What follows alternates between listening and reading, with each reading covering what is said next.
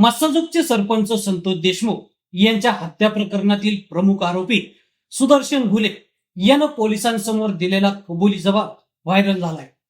घुले यानं अनेक धक्कादायक बाबी यात सांगितल्या आहेत. त्याचा हा जबाब या खून प्रकरणातील प्रमुख सूत्रधार असलेल्या वाल्मिक कराड याला फासाच्या तख्तापर्यंत पोहोचवण्यासाठी उपयोगी पडणार का, अशी चर्चा सुरू झाली आहे. त्याचा हा जबाब जसाच्या तसा आम्ही तुमच्या पुढे आणत आहोत. 9 डिसेंबर 2024 रोजी मी, कृष्णा आंधळे, प्रतीक घुले, सुधीर सांगळे असे एकत्र येऊन सरपंचाला उचलायचा प्लॅन केला. त्यासाठी धारूर येथे जाऊन महेश केदार, जयराम चाटे यांना मदतीसाठी आम्ही घेऊन आलो. कृष्णाने एक स्विफ्ट गाडी भाड्याने आणली. मी, कृष्णा, प्रतीक व सुधीर यांना सांगितले की वाल्मिक अण्णांचा निरोप आहे. आपल्याला जर कोणी आडवा येत असेल तर आपली दहशत कमी होईल. आपल्याला कोण विचारणार नाही, आपल्याला कोण पैसे देणार नाही. त्यामुळे आपल्याला सरपंचाला धडा शिकवायचा आहे. त्यानंतर मी कृष्णाला म्हणालो की तू हे जयराम व महेशला सांग. दुपारी 3 वाजण्याच्या सुमारास आम्ही गंगामाऊली साखर कारखान्यातून केज बीड रस्त्यावर येऊन थांबलो.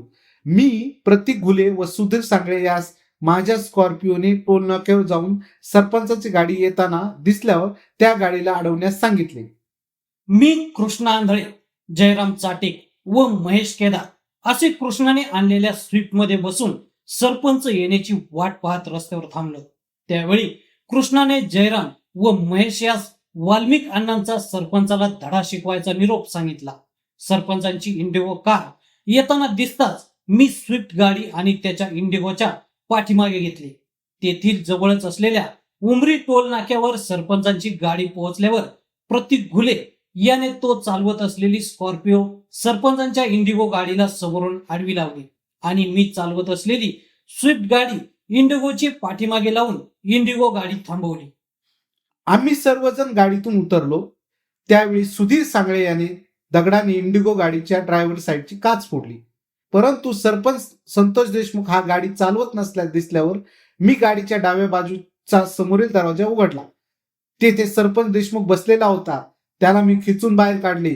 त्यावेळी माझ्या हातातील गॅस पाईपने त्याला मारले. प्रतीक घुले याच्या हातात लाकडी काठी, महेश केदार याच्या हातात लोखंडी रॉड, जयराम चाटे याच्या हातात कोयता, कृष्णा आंधळे याच्या हातात क्लच वायरचा बंच व सुधीर सांगळे याच्या हातात पांढऱ्या रंगाच्या प्लास्टिकचा पाईप अशी हत्यारे होती. जयराम चाटे यांनी त्याच्या हातातील कोयत्याने इंडिगो गाडीच्या चालकाला धमकावले. त्यानंतर आम्ही सरपंच संतोष देशमुखला मारहाण करून स्कॉर्पिओ गाडीमध्ये बसवले व जयराम वगळता आम्ही सर्वजण स्कॉर्पिओ गाडीत बसलो व जयरामने स्विफ्ट गाडी घेतली.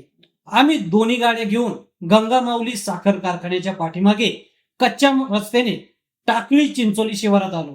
त्या ठिकाणी दोन्ही गाड्या थांबवून सरपंच देशमुखला खाली उतरवून उघडा करून त्याला लाकडी काठी, पांढऱ्या रंगाचा प्लास्टिकचा pipe, clutch wire, gas pipe अशा हत्यारांनी 2 तास मारहाण करत होतो. त्याच दरम्यान जयराम चाटेच्या मोबाईलवरून विष्णू चाटेशी माझे 2-3 वेळा बोलणे झाले. विष्णूने मला सांगितले की त्याला असा मारा की आपली दहशत कायम राहिली पाहिजे. त्यावेळी प्रतीक घुलेने पाठीवर झोपलेल्या सरपंच संतोष देशमुख याच्या तोंडात आपले पॅन्टची झिप खाली करून लघवी केली. प्रतीक घुले यानेच पाठीवर झोपलेल्या सरपंच संतोष देशमुख यांच्या छातीवर पळत येऊन दोन्ही पायांनी उडी मारली. आम्ही 2 तास केलेल्या मारहाणीमुळे सरपंच निश्चित पडला होता. आम्ही स्विफ्ट गाडी तिथेच सोडली. त्यानंतर मारहाण केलेल्या ठिकाणावरून संतोष देशमुखला स्कॉर्पिओ गाडीमध्ये घेऊन आम्ही कच्च्या रस्त्याने निघालो. दिवस असल्याने आम्ही काळेगाव शहर येथे एका तुरीच्या शेतात थांबलो आणि अंधार पडण्याची वाट पाहत होतो. तेथे जयराम चाटेला मी सांगितले की सरपंचाला कपडे घाल. त्यावेळी मारहाण करताना सरपंच काढलेले कपडे जयरामने त्याला परत घातले. आम्ही आणखी अंधार होण्याची वाट पाहत होतो. थोडा अंधार झाल्यानंतर सरपंच संतोष देशमुख याला आम्ही स्कॉर्पिओ गाडीत घातले. आम्ही सर्वजण त्या गाडीत बसलो. त्यानंतर सरपंच देशमुख याला दैठणा फाटा येथे रस्त्याच्या कडेला टाकून आम्ही वाशी गावाकडे स्कॉर्पिओ गाडीतून बसून निघून गेलो. वाशी येथे पोलीस दिसल्यावर आम्ही गाडी सोडून पळालो असा जबाब सुदर्शन घुलेचा आहे.